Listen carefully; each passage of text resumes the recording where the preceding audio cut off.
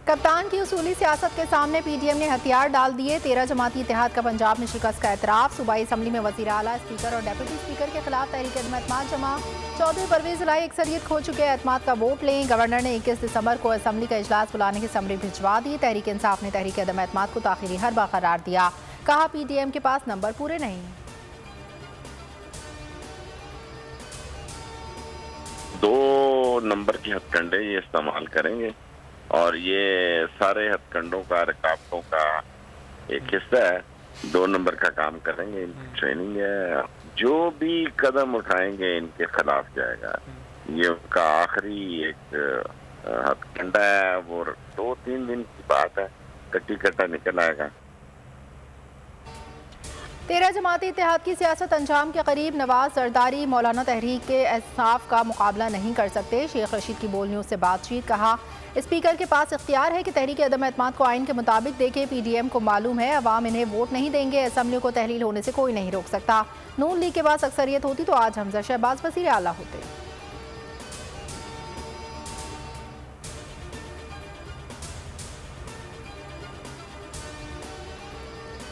180 सीटों के साथ तहरीक इंसाफ सबसे बड़ी जमात। काफ लीग के 10 अरकान। हुकूमत के पास 190 अरकान की अक्सरियत। पीडीएम इत्तेहाद में 180 अरकान हैं। अक्सरियत साबित करने के लिए 186 वोट दरकार होंगे। नून लीग के पीटीआई और काफ लीग के अरकान से राब्ते स्पीकर और डेप्यूटी स्पीकर के खिलाफ वोट मांग लिए। राब्ते चौधरी शुजात के जरिए किए गए।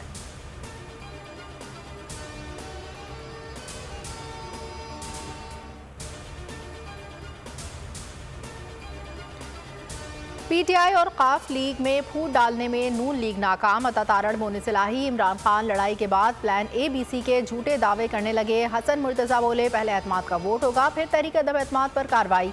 असम्बलियों को बचाने के लिए पीपल्स पार्टी हर हद तक जाएगी।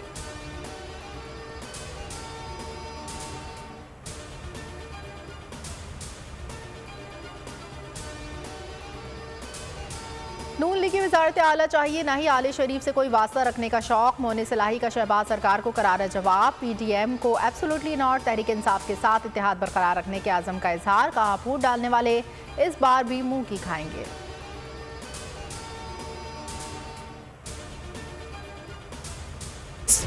एक चलती हुई हुकूमत, उस हुकूमत को साजिश करके बैरूनी साजिश का हिस्सा बन के कौन जिम्मेदार था? इसका एक आदमी जिम्मेदार, उसका नाम है जनरल बाजवा। मैं तो पहले दिन से ही मुतमिन।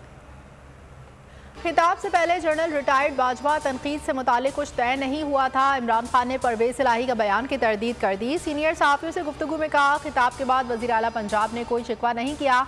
इन्हें घर जाकर याद क्यों आया कि मैंने साबिक आर्मी चीफ को निशाना बनाया। काफ लीग पर बाजवा के बहुत एहसानात हैं।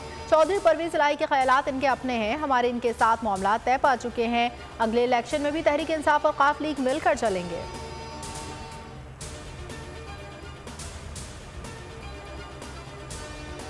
एक आदमी जिम्मेदार, उसका नाम है जनरल बाजवा। मैं इसके खिलाफ इसलिए नहीं बात करता था, आर्मी चीफ थे। आर्मी चीफ के खिलाफ आप क्यों नहीं बात कर सकते? क्योंकि वो फौज के ऊपर बुरा नाम ना आए। तहरीक इंसाफ जनरल बाजवा को रिजीम चेंज का जिम्मेदार समझती है। हुकूमत गिराने के बाद जो सलूक किया गया इस पर खामोश नहीं रह सकते। इमरान खान की सहाफ़ियों से गुफ्तगू। कहते हैं जनरल बाजवा के खिलाफ बात करने पर मुझे आर्टिकल 6 लगने का डर था, इसलिए खामोश रहे। साबिक आर्मी चीफ भारत से अच्छे ताल्लुकात चाहते थे। बतौर सियासतदान मेरी पार्टी का कश्मीर पर एक मौक़िफ़ था। खारजा पॉलिसी पर भी जनरल बाजवा से हमारे इख्तिलाफ़ात थे।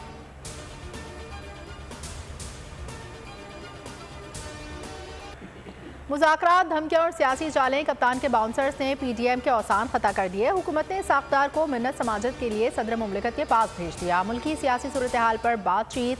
शेख रशीद ने भी हारिस पलवी से तवील मुलाकात की। शेख रशीद ने कहा आप सुप्रीम कमांडर हैं, अपना रोल अदा करें।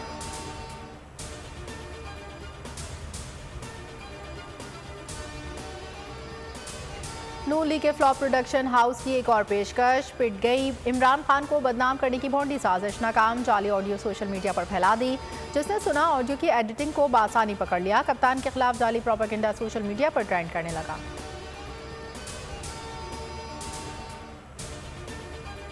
तोशाखाना की बहती गंगा में किस किस ने हाथ धोए, किस किस ने तहाइफ लिए। लाहौर हाईकोर्ट ने 1947 से लेकर अब तक तोशाखाना से मुतालिक तफसीलात तलब कर ली।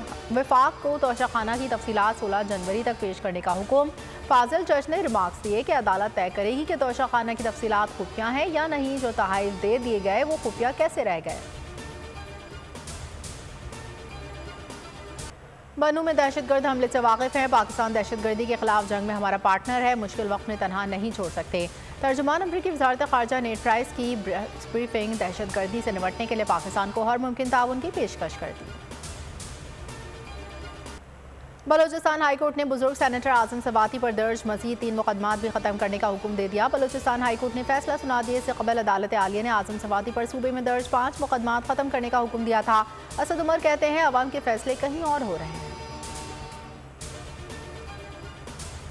अरशद शरीफ कत्ल केस में खुसूसी JIT का 7वां इजलास। अरशद शरीफ के प्रोग्राम प्रोड्यूसर समेत अहम गवाहों की शहादत कलमबंद। पोस्टमार्टम रिपोर्ट के मजीद अहम पहलुओं पर बहस हुई। कल मजीद गवाह तलब।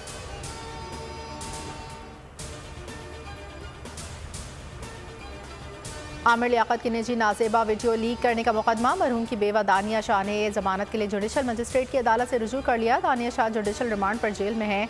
अदालत ने दरखास्त पर FIA से जवाब तलब कर लिया। समाअत 20 दिसंबर तक मुलतवी।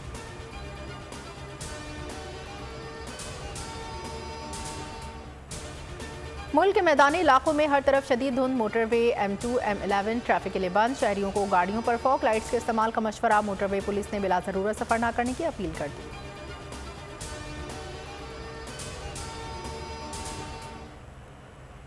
कराची टेस्ट में शिकस्त के बाद कौमी टीम को व्हाइट वॉश का खतरा। आखिरी मैच मेहमान टीम को फतह के लिए सिर्फ 55 रन सरकार। तीसरे दिन खेल के अख्तिताम पर इंग्लिश टीम ने 2 विकेटों पर 112 रन बना लिए। दुनियाई फुटबॉल पर अर्जेंटाइन की हुक्मरानी फातह टीम ने तारीख का जश्न मनाया। कतर में विक्ट्री परेड। ब्यूनस आयर्स की सड़कों पर अवाम का समंदर निकल आया। भरपूर जश्न मनाया।